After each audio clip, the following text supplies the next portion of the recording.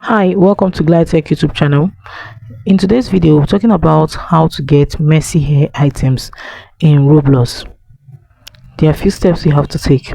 The first is to open your Roblox app on your mobile device. The next is to click on more option found at the right bottom of your screen. So right here, you just have to click on the marketplace.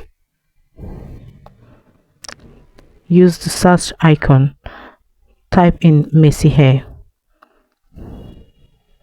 So right here we have different kind of messy hair. All you have to do is to select the particular kind of messy hair you need, and each of them have a particular amount that you have to pay for the messy hair. For this, you're going to be paying 44 Robux.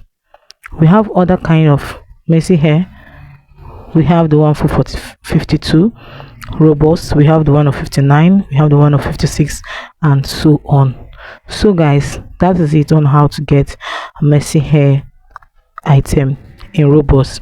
If you don't know how to get Roblox, at the end of this video I'll be dropping a video on a video that I taught about how to buy Roblox on Roblox. So you just have to watch it in order to learn how to buy Roblox on your Roblox. If this video was helpful, please do also like, comment, share and subscribe. Thanks for watching.